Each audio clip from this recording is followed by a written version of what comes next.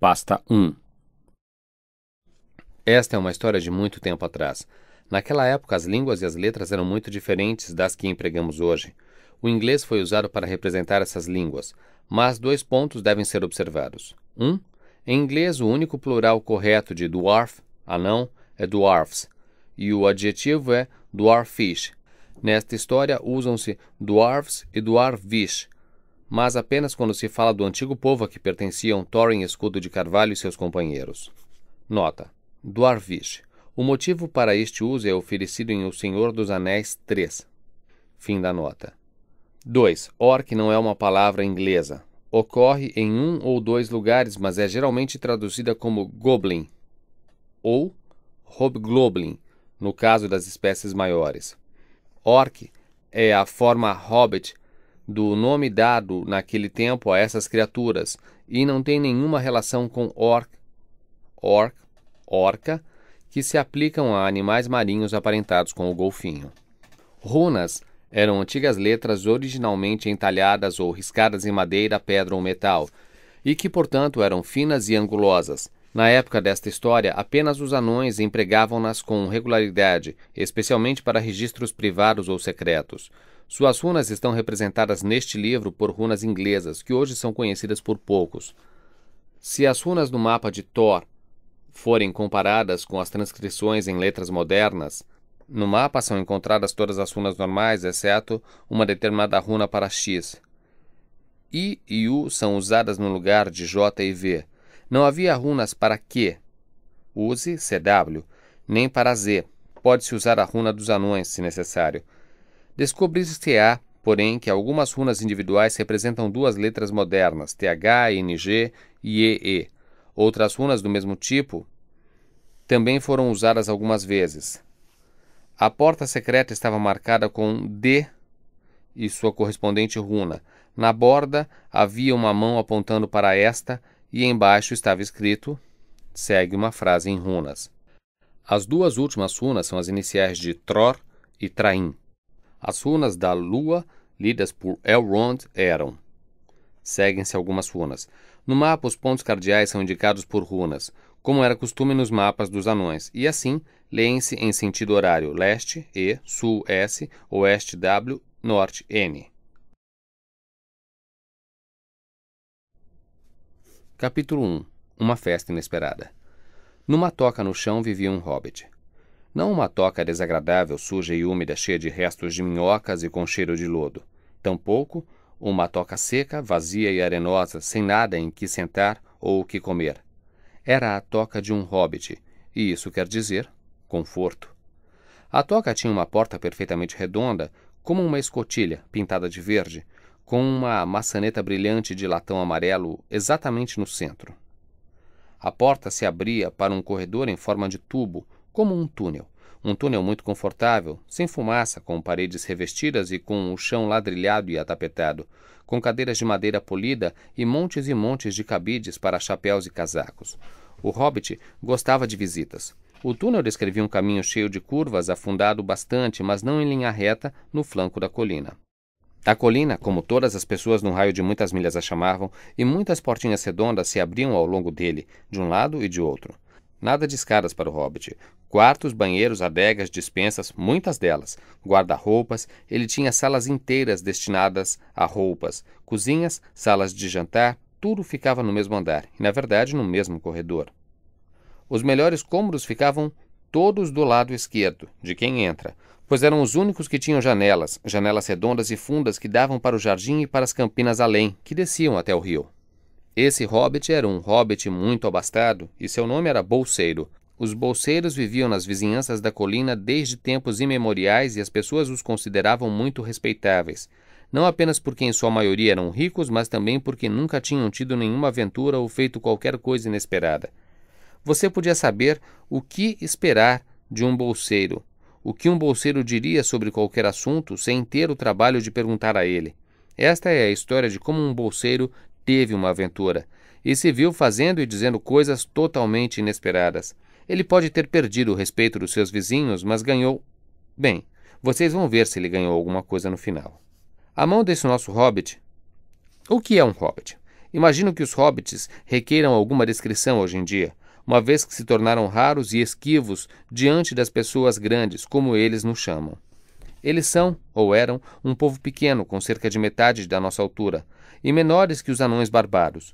Os hobbits não têm barba, não possuem nenhum ou quase nenhum poder mágico, com exceção daquele tipo corriqueiro de mágica que os ajuda a desaparecer silenciosa e rapidamente quando pessoas grandes e estúpidas como vocês e eu se aproximam de modo desajeitado, fazendo barulho como um bando de elefantes que eles podem ouvir a mais de 1 milha de distância. Eles têm tendência a serem gordos no abdômen, vestem-se com cores vivas, principalmente verde e amarelo. Não usam sapatos porque seus pés já têm uma sola natural semelhante a couro, e também pelos espessos e castanhos, parecidos com os cabelos da cabeça, que são encaracolados. Têm dedos morenos, longos e ágeis, rostos amigáveis e dão gargalhadas profundas e deliciosas, especialmente depois de jantarem, o que fazem 2 vezes por dia, quando podem. Agora vocês sabem o suficiente para continuarmos. Como eu estava dizendo, a mãe desse hobbit, isto é, de Bilbo Bolseiro, era a famosa Belladonna Took, uma das 3 notáveis filhas do velho Took, chefe dos hobbits que viviam do outro lado do Água, o pequeno rio que passava ao pé da colina. Frequentemente se dizia, em outras famílias, que muito tempo atrás um dos ancestrais Took provavelmente se casara com uma fada. É claro que isso era um absurdo, mas ainda assim, com certeza, havia neles algo não de todo hobbitesco. E, de vez em quando, alguns membros do clã Took saíam em busca de aventuras. Desapareciam discretamente e a família silenciava sobre o assunto, mas permanecia o fato de que os Tooks não eram tão respeitáveis como os bolseiros, embora fossem indubitavelmente mais ricos. Não que Belladonna Took tivesse tido qualquer aventura depois de se tornar a senhora Bungo Bolseiro. Bungo, o pai de Bilbo, construiu para ela, e em parte com o dinheiro dela, a toca mais luxuosa que jamais se pôde encontrar, quer sob a colina, quer acima da colina, ou mesmo do outro lado do Água. E ali eles permaneceram até o fim dos seus dias. Ainda assim é provável que Bilbo, seu único filho, embora se parecesse e se comportasse exatamente como uma segunda edição de seu firme e tranquilo pai, tivesse, em sua constituição, alguma característica meio estranha do lado dos Took. Algo que estivesse apenas esperando uma oportunidade para se manifestar. A oportunidade não apareceu até que Bilbo estivesse adulto, com mais ou menos 50 anos, vivendo na bonita toca de hobbit construída por seu pai e que eu acabei de descrever para vocês. Na verdade, até que estivesse totalmente acomodado na vida, pelo menos aparentemente. Por um curioso acaso, numa manhã distante, na quietude do mundo, quando havia menos barulho e mais verde, e quando os hobbits eram ainda numerosos e prósperos, e Bilbo Bolseiro estava parado à sua porta depois do desejum, fumando um enorme cachimbo de madeira que chegava quase até os lanudos dedos dos seus pés, cuidadosamente escovados, Gandalf apareceu. Gandalf? Se vocês tivessem ouvido apenas 1/4 do que eu já ouvi a respeito dele, e eu ouvi só um pouco de tudo o que existe para ouvir, estariam preparados para qualquer tipo de história surpreendente. Histórias e aventuras brotavam por todo lado, onde quer que ele fosse, da maneira mais extraordinária. Ele não passava por aquele caminho sob a colina havia muito tempo. Na verdade, não passara por ali desde que seu amigo, o velho Took, morrera. E os hobbits quase se haviam esquecido de seu aspecto. Estivera viajando para além da colina e do outro lado do Água, cuidando de seus próprios negócios, desde que eles todos eram meninos e meninas hobbits. Tudo o que Bilbo, sem suspeitar de nada, viu naquela manhã foi um velho com um cajado. Usava um chapéu azul alto e pontudo, uma capa cinzenta comprida, um cachecol prateado sobre o qual sua longa barba branca caía até abaixo da cintura e imensas botas pretas. — Bom dia, disse Bilbo sinceramente. O sol brilhava e a grama estava muito verde, mas Gandalf lançou-lhe um olhar por baixo de suas longas e espessas sobrancelhas, que se projetavam da sombra da aba do chapéu. — O que você quer dizer com isso?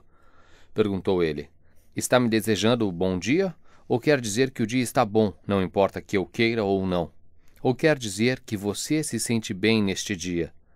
Ou que este é um dia para se estar bem?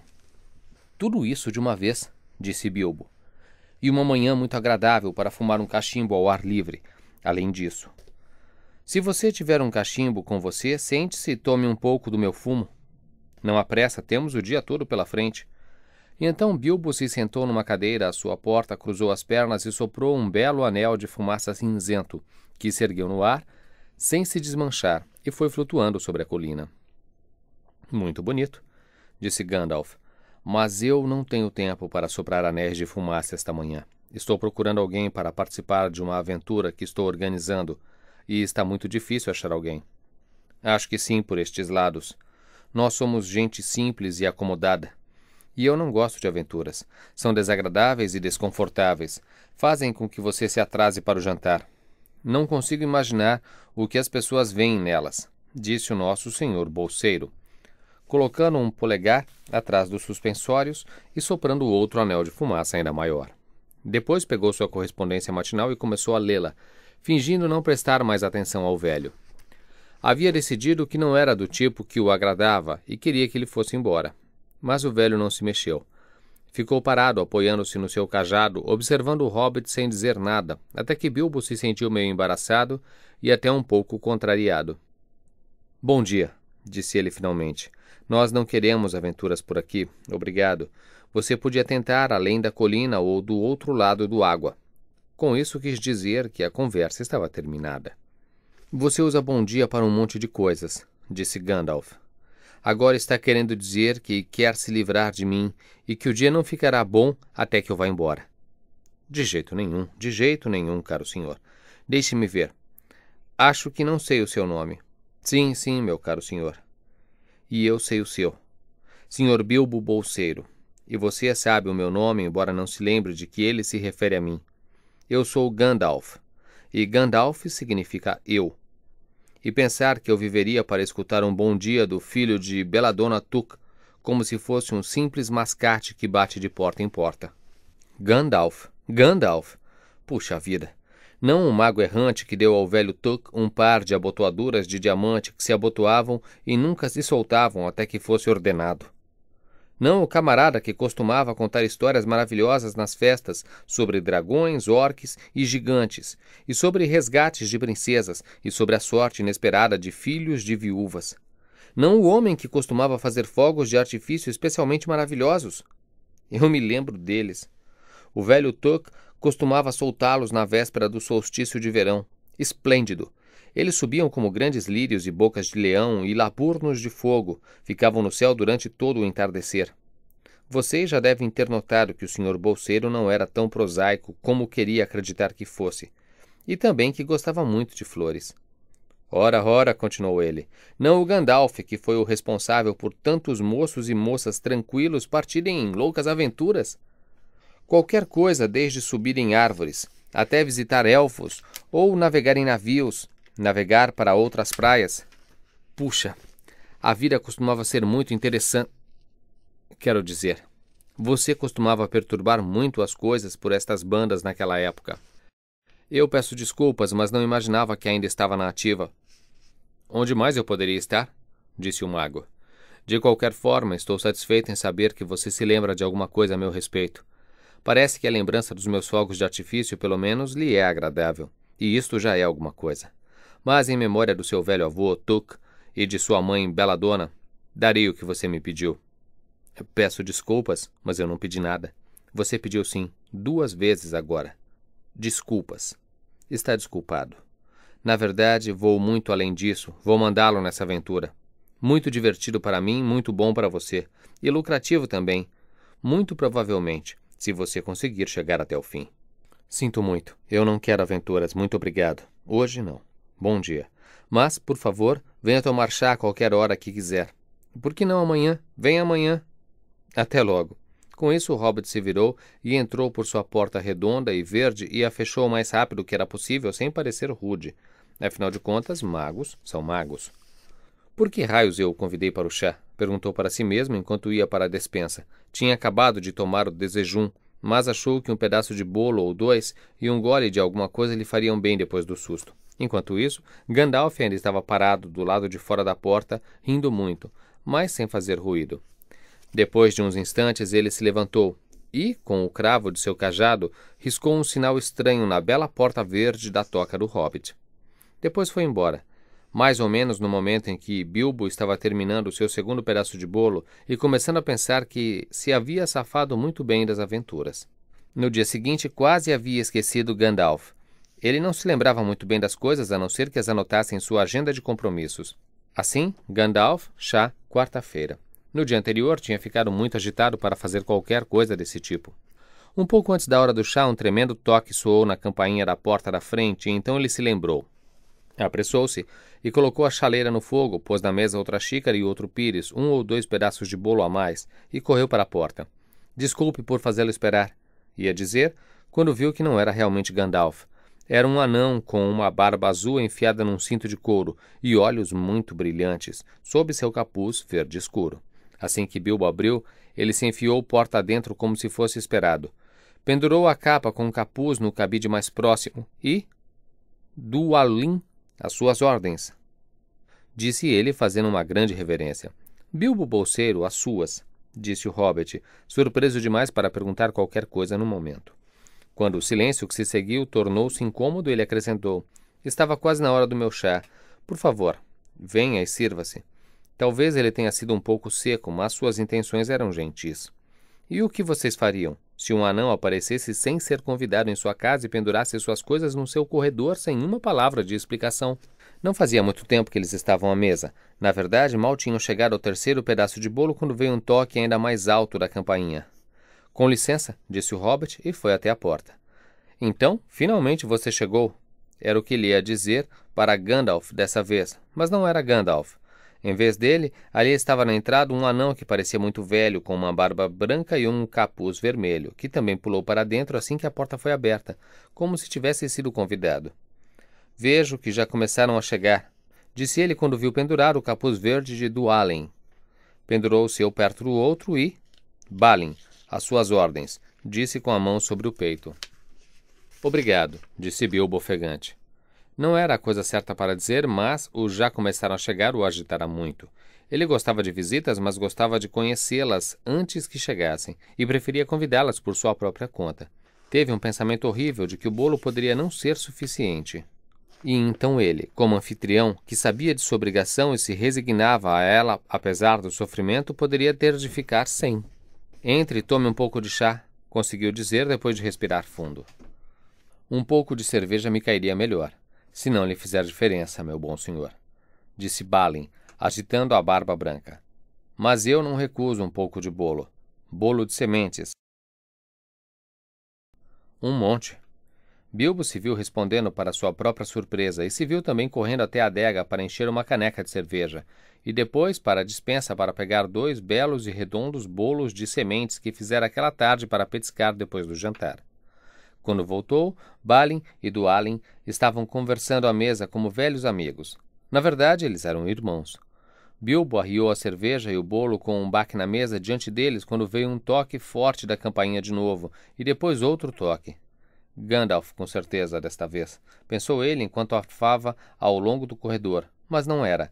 Eram mais 2 anões, ambos com capuzes azuis, cintos de prata e barbas amarelas, e cada um deles carregava um saco de ferramentas e uma pá. Quando saltaram para dentro, assim que a porta começou a se abrir, Bilbo não ficou nem um pouco surpreso. — Em que posso ajudá-los, meus anões? — disse ele. — Kili, às suas ordens — disse o primeiro. — E Fili — acrescentou o segundo, e ambos retiraram seus capuzes azuis e fizeram reverência. — Às suas ordens e de sua família — respondeu Bilbo, lembrando-se das boas maneiras desta vez. — Dualin e Balin já estão aqui, pelo que vejo — disse Kili. — Vamos nos juntar à multidão. — Multidão? — pensou o Sr. Bolseiro. — Isso não soa bem. Realmente preciso me sentar um pouco e colocar a cabeça no lugar, e tomar alguma coisa. Ele só tinha tomado um gole, no canto, enquanto os 4 anões se sentavam em volta da mesa e conversavam sobre minas e ouro e problemas com os orques e as depredações de dragões e um monte de outras coisas que ele não entendia, e não queria entender, porque soavam aventureiras demais. Quando Ding Ling Dong Long, sua campainha tocou novamente, como se algum menino hobbit travesso tivesse tentado arrancá-la fora. Quando Ding Ling Dong Long, sua campainha tocou novamente, como se algum menino hobbit travesso estivesse tentando arrancá-la fora. — Alguém está à porta — disse ele, piscando. — Pelo som, eu diria que uns 4, disse Philly. Além disso, nós os vimos vindo atrás de nós ao longe. O pobrezinho do hobbit sentou-se no corredor e colocou as mãos na cabeça, querendo saber o que havia acontecido e o que iria acontecer, e se eles todos iriam ficar para o jantar. Então a campainha tocou outra vez, mais alto que nunca, e ele correu para a porta. Não eram 4 no fim das contas, eram 5. Um outro anão juntara-se aos 4 enquanto ele estivera cismando no corredor. Mal havia girado a maçaneta e estavam todos dentro fazendo reverências e dizendo as suas ordens, um após o outro. Dori, Nori, Ori, Oin e Gloin eram seus nomes. E logo, 2 capuzes roxos, um cinza, um marrom e um branco, estavam pendurados nos cabides e eles marcharam para a frente com suas mãos largas enfiadas nos cintos de couro e prata, para se juntarem aos demais. Aquilo já quase se transformara numa multidão. Alguns pediram cerveja clara, outros pediram cerveja escura, e um deles pediu café, e todos pediram bolo, o que manteve o hobbit ocupado por um longo tempo. Um grande bule de café acabava de ser levado ao fogo, os bolos de sementes tinham acabado e os anões estavam começando uma rodada de bolinhos amanteigados quando veio uma batida forte. Não um toque de campainha, mas um grande ratatá na bela porta verde do hobbit. Alguém estava batendo com um cajado. Bilbo correu pelo corredor muito zangado e totalmente desnorteado e desconcertado. Era mais estapafúrdia a quarta-feira de que ele se lembrava. Abriu a porta com um solavanco e todos caíram para dentro. Um em cima do outro, mais anões, mais 4, e Gandalf estava atrás, inclinando-se sobre seu cajado e rindo. Tinha feito um estrago razoável na superfície da bela porta. A propósito, também tinha feito desaparecer o sinal secreto que deixara nela na manhã anterior. Cuidado, cuidado, disse ele. Não é do seu feitio, Bilbo, deixar amigos esperando no capacho e depois abrir a porta como uma espingarda de pressão. Deixe-me apresentar Bifur, Bofur, Bombur e especialmente Thorin. As suas ordens, disseram Bifur, Bofur e Bombur, parados em fila. Penduraram 2 capuzes amarelos e um verde claro e também um azul celeste com uma longa barba prateada. Este último pertencia a Thorin, um anão enormemente importante, na verdade ninguém menos que Thorin Escudo de Carvalho em pessoa, que não estava de modo algum satisfeito por ter caído sobre o capacho de Bilbo como uma fruta madura, com Bifur, Bofur e Bombur em cima dele. Para começo de conversa, Bombur era imensamente gordo e pesado. Na verdade, Thorin era muito altivo e não disse nada sobre estar às ordens. Mas o pobre senhor bolseiro disse tantas vezes que sentia muito que finalmente lhe resmungou um não tem problema e parou de franzir a testa. Agora estamos todos aqui, disse Gandalf, olhando para a fileira de 13 capuzes, capuzes de festa, removíveis, da melhor qualidade, e seu próprio chapéu pendurados nos cabides. Que reunião alegre! Espero que tenha sobrado alguma coisa para os atrasados comerem e beberem. O que é isso? Chá?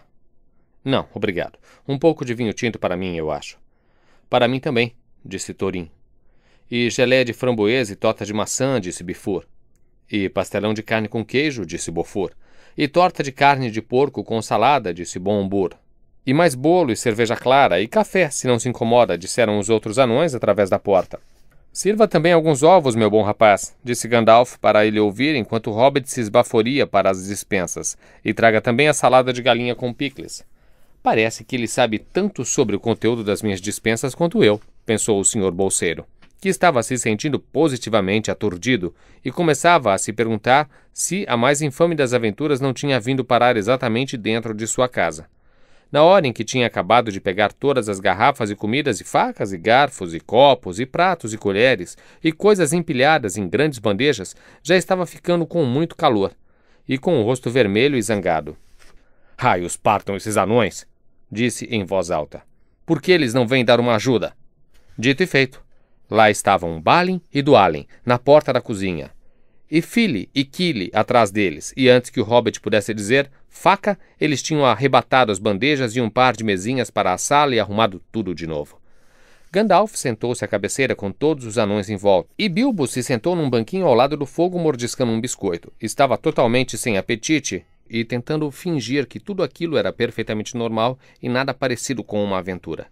Os anões foram comendo, e conversando, e o tempo passou. Finalmente, eles afastaram as suas cadeiras e Bilbo foi retirar os pratos e copos.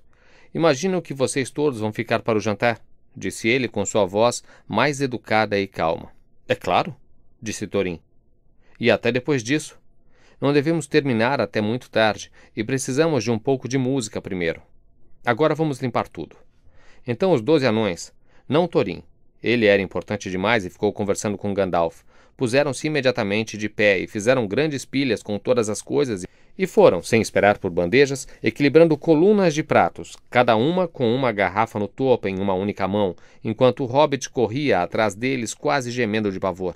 Por favor, tenham cuidado, e por favor, não se incomodem, eu posso cuidar disso. Mas os anões apenas começaram a cantar. Copos trincados e pratos partidos, facas cegas, colheres dobradas, é isso que em Bilbo causa gemidos. Garrafas em cacos e rolhas queimadas. Pise em gordura, corte a toalha, sobre o tapete jogue os ossinhos, o leite entornado no chão se coalha, em cada porta há manchas de vinho. Jogue esta louça em água fervente, soque bastante com este bastão. Se nada quebrar, por mais que se tente, faça rolar, rolar pelo chão. Isso é o que Bilbo, bolseiro, detesta. Cuidado, cuidado com os pratos da festa. E é claro que eles não fizeram nenhuma dessas coisas terríveis, e que tudo estava limpo e guardado a salvo com a rapidez de um relâmpago, enquanto o hobbit ficava dando voltas e voltas na cozinha tentando ver o que eles estavam fazendo. Depois voltaram e encontraram Thorin com os pés sobre a guarda da lareira, fumando um cachimbo. Estava soprando os maiores anéis de fumaça, e onde quer que ordenasse que os anéis fossem, eles iam. Para cima da chaminé, para baixo da mesa, ou dando voltas no forro.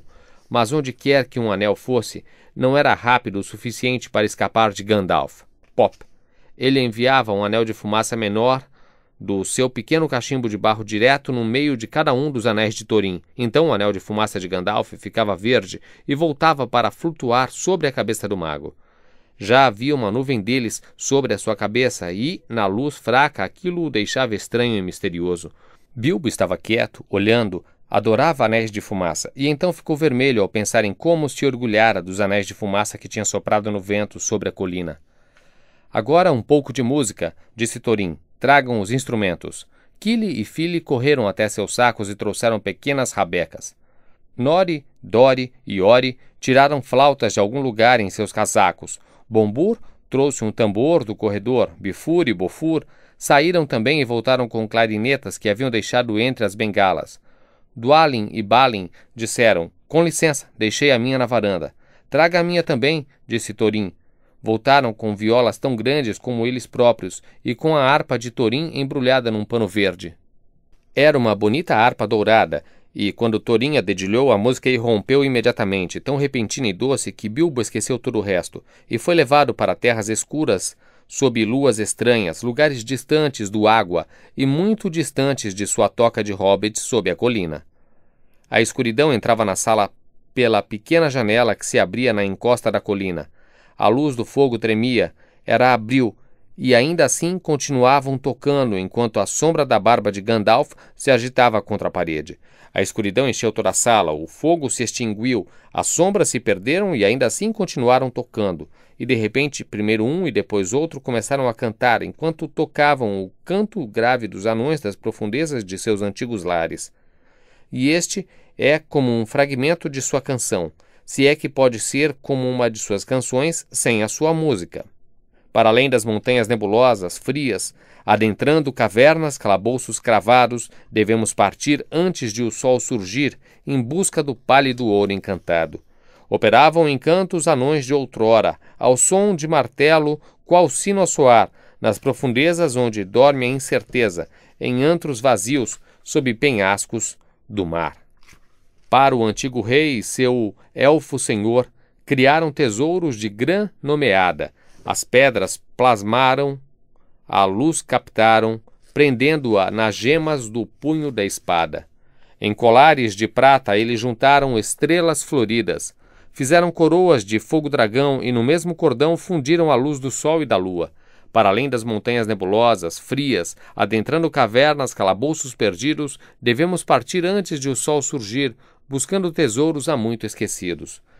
Para seu uso, taças foram talhadas e harpas de ouro. Onde ninguém mora, jazeram perdidas e suas cantigas por homens e elfos não foram ouvidas. Zumbiram pinheiros sobre a montanha, uivavam os ventos em noites azuis. O fogo vermelho queimava aparelho, as árvores tochas em fachos de luz.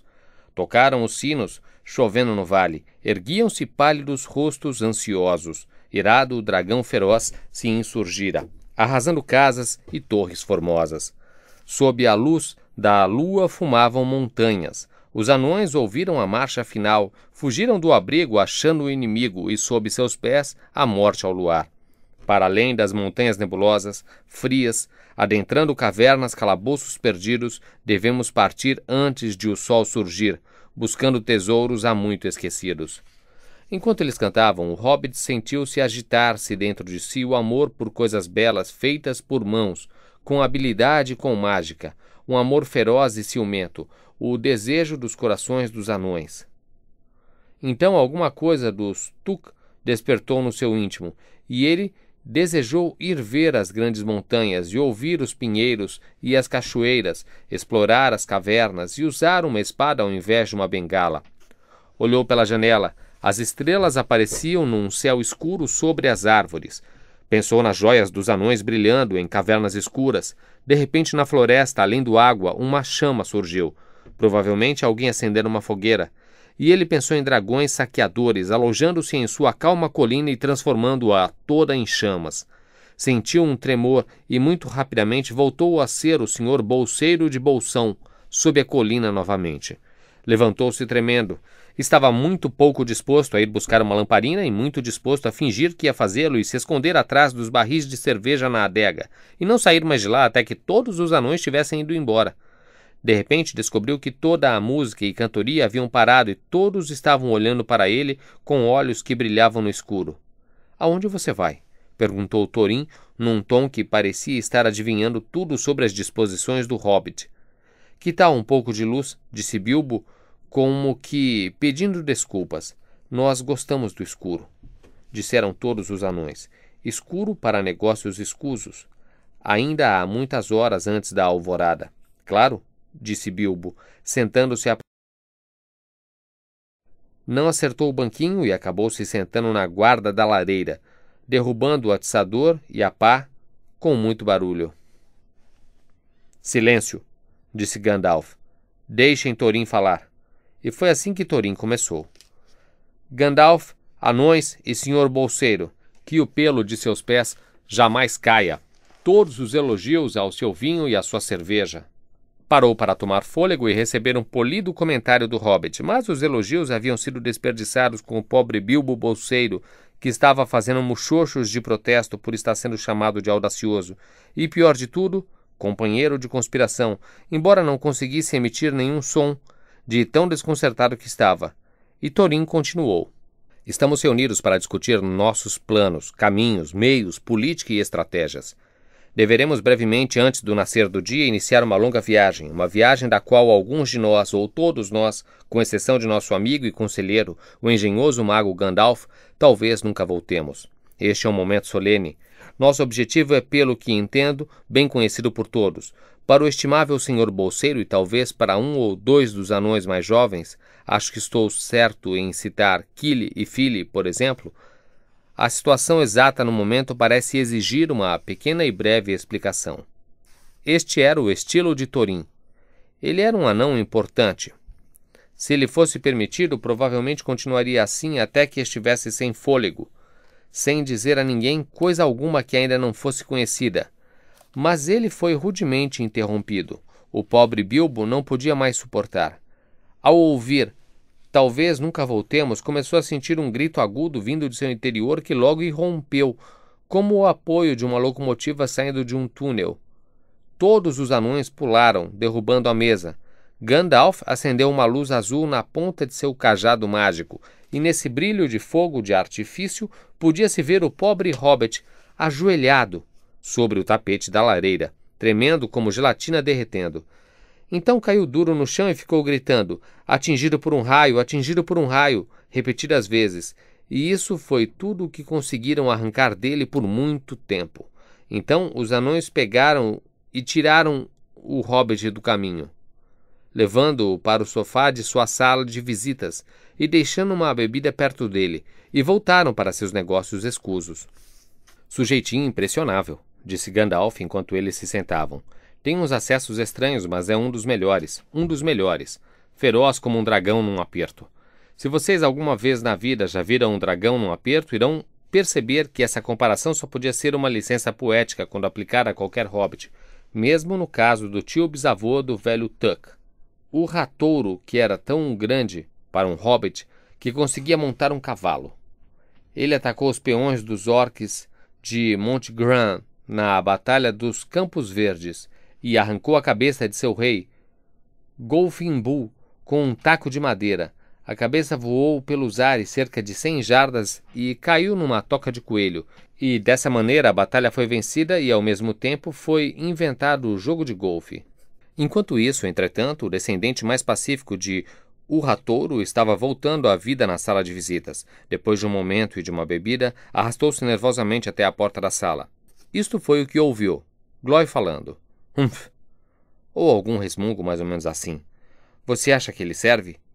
Para Gandalf está tudo bem em ficar falando da ferocidade desse hobbit, mas um acesso desses numa hora de agitação seria o suficiente para acordar o dragão e todos os seus parentes e matar a todos nós.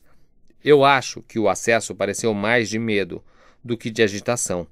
Na verdade, se não fosse pelo sinal na porta, eu teria certeza de que tinha chegado na casa errada. Assim que bati os olhos nesse sujeitinho bufando e esperneando no tapete, eu tive as minhas dúvidas. Ele parece mais um dono de armazém que um ladrão. Então o senhor bolseiro girou a maçaneta na porta e entrou. O lado Tuck havia vencido. De repente sentiu que poderia ficar sem comida ou descanso, só para ser considerado feroz. Quanto a sujeitinho bufando e esperneando no tapete, isso quase o fez ficar realmente feroz. Muitas vezes no futuro, a sua parte bolseiro iria se arrepender do que estava fazendo agora, e ele diria a si mesmo, Bilbo, você foi um bobo, você caiu na armadilha e meteu os pés pelas mãos. Desculpem, disse ele, se por acaso ouvi o que vocês estavam dizendo. Não vou fingir que estou entendendo o que vocês disseram, ou a referência que fizeram a ladrões, mas acho que estou certo em acreditar. Isto é o que ele chamava defender sua dignidade. Eu estou certo em acreditar que acham que eu não sirvo. Eu vou lhes mostrar. Não tenho sinais na minha porta que foi pintada há uma semana e tenho certeza de que vocês vieram bater na casa errada. Assim que vi suas caras esquisitas na porta, tive minhas dúvidas. Mas façam de conta que esta é a casa certa. Digam-me o que vocês querem que seja feito e vou fazê-lo, mesmo que eu tenha de andar daqui até o leste do leste e lutar contra os homens-dragões selvagens no último deserto. Eu tive um tio tetravô, o ratouro, Tuck, que... sim, mas isso foi há muito tempo, disse Glóin. Eu estava falando de você, e garanto que existe um sinal em sua porta. O sinal comum que usamos nesse negócio ou costumava ser assim. Ladrão procura por um bom emprego com grandes emoções e uma boa recompensa. Geralmente é assim que se anuncia. Você pode dizer especialista em caçadas de tesouro em vez de ladrão, se quiser. Alguns deles preferem. Para nós é a mesma coisa. Gandalf nos disse que havia um homem do tipo nestas redondezas procurando um emprego urgente e que ele tinha acertado um encontro aqui nesta quarta-feira, na hora do chá. É claro que é um sinal, disse Gandalf. Eu mesmo o coloquei. Por razões muito boas. Vocês me pediram para encontrar o 14º homem para a sua expedição e eu escolhi o Sr. Bolseiro. Se alguém disser que escolhi o homem errado ou a casa errada, podem ficar em 13 e com todo o azar que quiserem, ou então vão voltar à extração de carvão. Ele franziu o senho para Glóin com tanta raiva que o anão afundou na cadeira, e quando Bilbo tentou abrir a boca para fazer uma pergunta, ele se virou e franziu-lhe a testa, levantando as sobrancelhas espessas, e Bilbo fechou a boca imediatamente. Assim está bem, disse Gandalf. Não vamos mais discutir. Eu escolhi o Sr. Bolseiro e isto deve ser o suficiente para todos vocês. Se eu digo que ele é um ladrão, isso é o que ele é, ou será quando chegar a hora. Existe muito mais nele do que vocês podem imaginar e muito mais nele do que ele mesmo possa ter ideia. Vocês vão, possivelmente, viver para me agradecer um dia. Agora, Bilbo, meu rapaz, traga a lamparina e vamos iluminar um pouco isto aqui. Sobre a mesa, à luz de uma grande lamparina com um quebra-luz vermelho, ele desenrolou um pergaminho muito parecido com um mapa. Isto foi feito por Tror, seu avô, Thorin, disse ele em resposta às perguntas excitadas dos anões. É um mapa da montanha. Acho que isso não vai ajudar muito, disse Thorin, desapontado depois de dar uma olhada. Eu me lembro muito bem da montanha e das terras em volta dela. e eu sei onde fica a Floresta das Trevas e também o Urzal Seco, onde os grandes dragões se reproduziam. Há um dragão marcado em vermelho na montanha, disse Balin, mas vai ser fácil encontrá-lo sem isso aí, se é que vamos conseguir chegar lá. Existe um ponto que vocês não notaram, disse o mago, e é a entrada secreta. Estão vendo a runa no lado oeste? E a mão apontando para ela saindo das outras runas? Isso marca uma passagem secreta para os salões inferiores. Olhem o mapa no início deste livro e lá verão as runas em vermelho. Pode ter sido secreta uma vez, disse Thorin, mas como vamos saber se ainda é secreta? O velho Smaug viveu lá tempo suficiente para descobrir qualquer coisa que se possa conhecer por essas cavernas. Pode ser, mas ele não tem podido usá-la por muitos e muitos anos. Por quê? Porque a passagem é muito pequena, 5 pés de altura à porta, e 3 podem passar lado a lado. Dizem as runas, mas Smaug não passaria por um buraco desse tamanho nem mesmo quando era um dragão jovem, e certamente não depois de ter devorado tantos anões e homens de vale. Para mim parece um buraco bem grande, exclamou Bilbo, que não tinha nenhuma experiência com dragões, mas apenas com tocas de hobbits. Estava ficando entusiasmado e interessado de novo, tanto que se esqueceu de manter a boca fechada. Adorava mapas e em seu corredor estava pendurado um bem grande da região circunvizinha, com todas as suas caminhadas favoritas marcadas com tinta vermelha. Como poderia uma porta tão grande ser mantida em segredo para todas as pessoas lá fora, com exceção do dragão? Perguntou. Ele era apenas um pequeno hobbit, vocês devem se lembrar. De muitas maneiras, disse Gandalf, mas de que maneira esta porta foi escondida nós não sabemos sem ir lá verificar. Pelo que diz o mapa, posso adivinhar que existe uma porta fechada que foi feita de modo a se parecer exatamente como a encosta da montanha. Esse é geralmente o método dos anões. Acho que é isso, não é? Certo, disse Thorin. E também, continuou Gandalf, esqueci de mencionar que, com o mapa, havia uma chave pequena e curiosa. Aqui está ela, disse ele, entregando a Thorin uma chave com uma haste longa e dentes intrincados, feita de prata. Guarde-a em lugar seguro. Vou fazer isso, disse Thorin, e colocou a chave numa corrente fina que pendia de seu pescoço sob o casaco. Agora as chances parecem maiores. Essa notícia melhora muito as coisas. Até agora não tínhamos uma ideia clara do que fazer. Estávamos pensando em ir para o leste com o maior cuidado e silêncio possível até o Lago Comprido.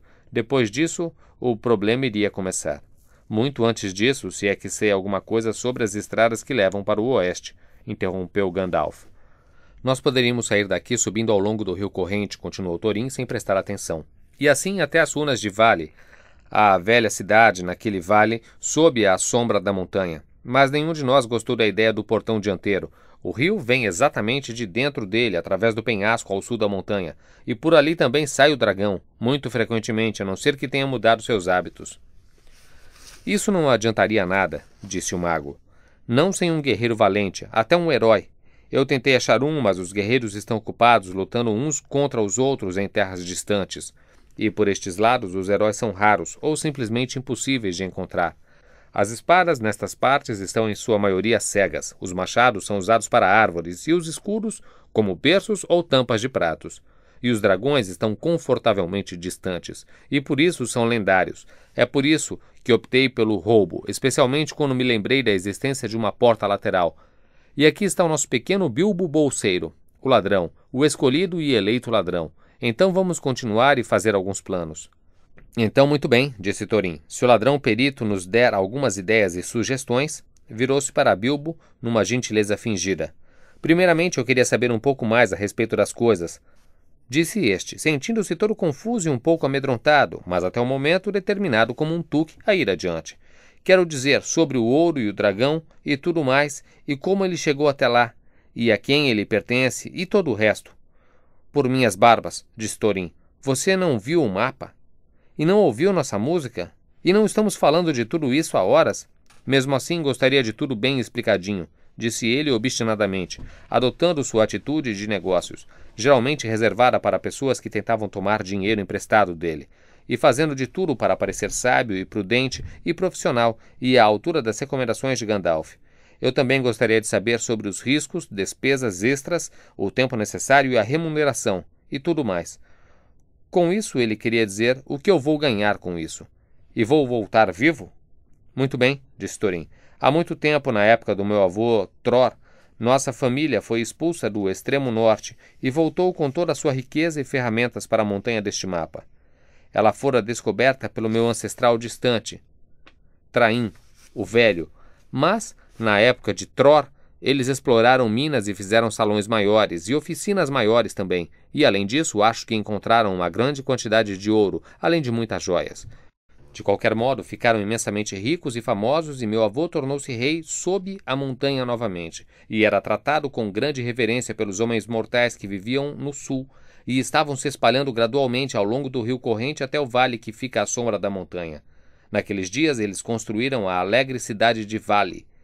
Reis costumavam mandar buscar nossos artífices e recompensavam muito bem até os menos habilidosos.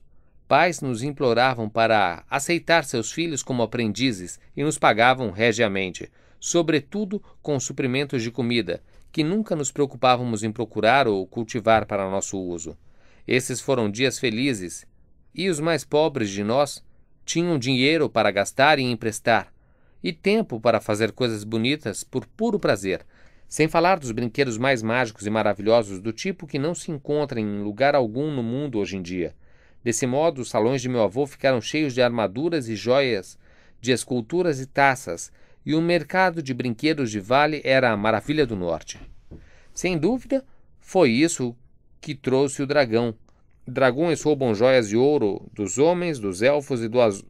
Dragões, você sabe, roubam joias de ouro dos homens, dos elfos e dos anões, onde quer que possam encontrá-los, e guardam o roubaram durante toda a sua vida, o que é praticamente para sempre, a não ser que sejam mortos, e nunca usufruem sequer um anel de latão. Na verdade, eles mal sabem distinguir um trabalho bem feito de um trabalho ruim, embora tenham uma boa noção do valor de mercado corrente. E não conseguem fazer nada por si mesmos, nem sequer remendar uma escama solta de suas armaduras.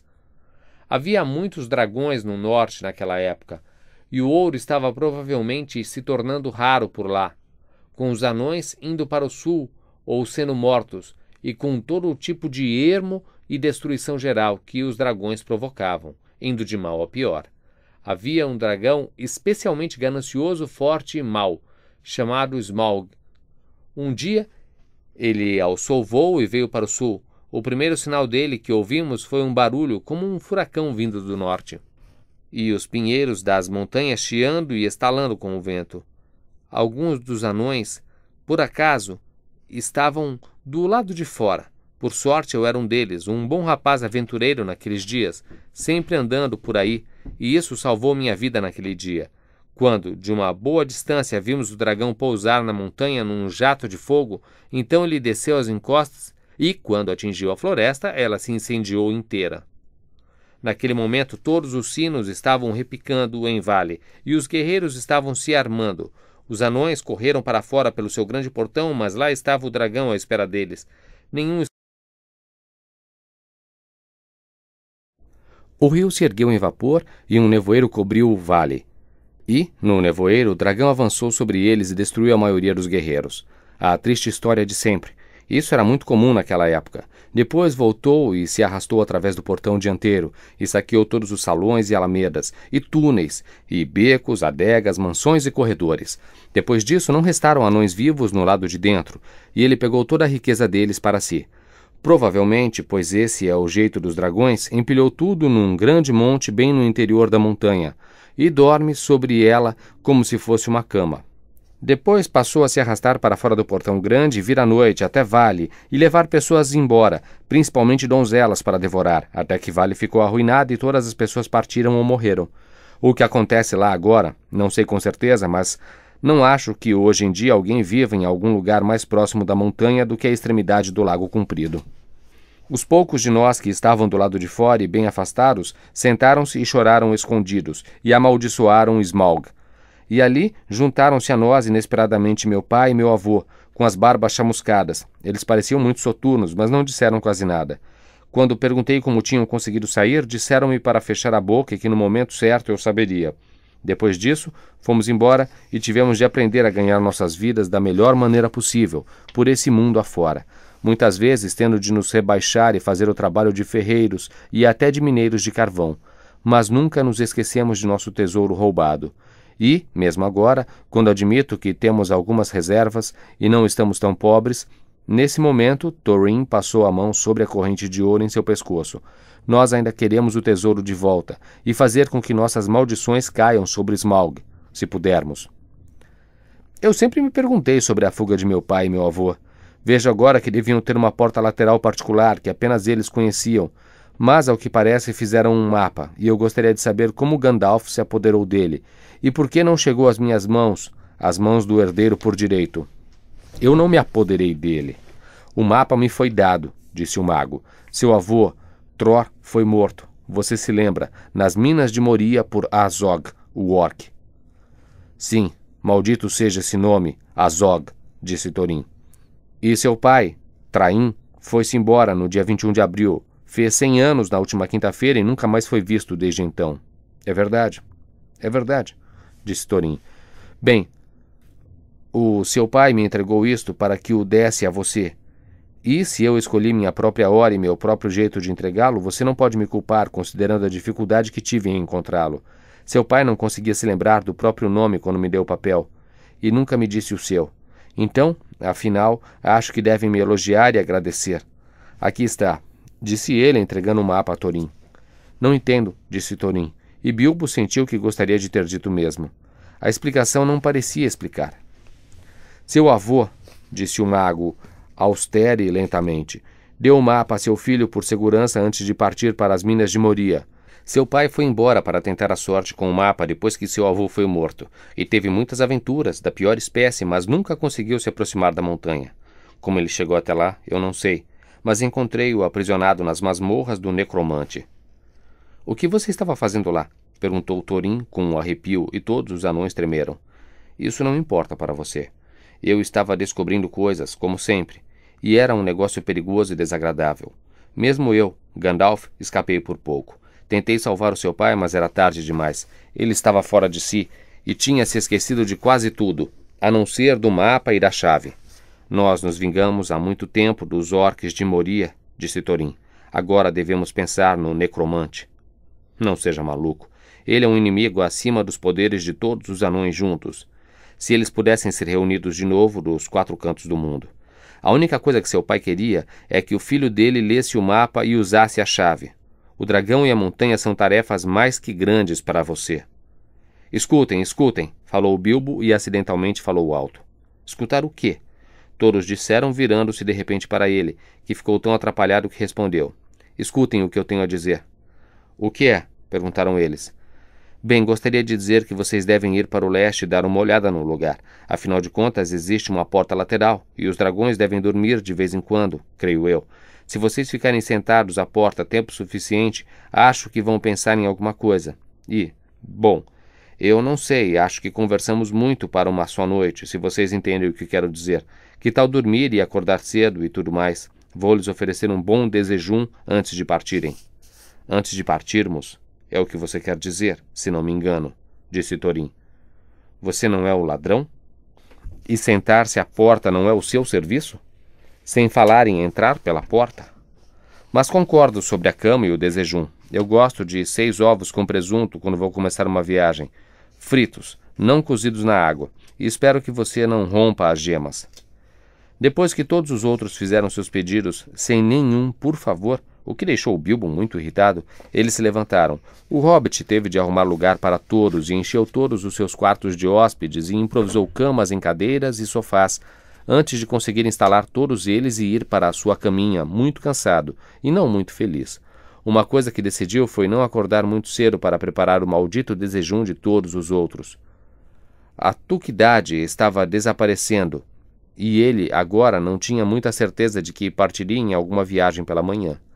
Deitado em sua cama, podia ouvir Thorin ainda cantando baixinho no melhor quarto, ao lado do dele. Para além das montanhas nebulosas, frias, adentrando cavernas, calabouços perdidos, devemos partir antes de o sol surgir, buscando tesouros há muito esquecidos. Bilbo caiu no sono com aquilo em seus ouvidos, o que lhe proporcionou sonhos muito desagradáveis. Já passava muito do nascer do dia quando acordou.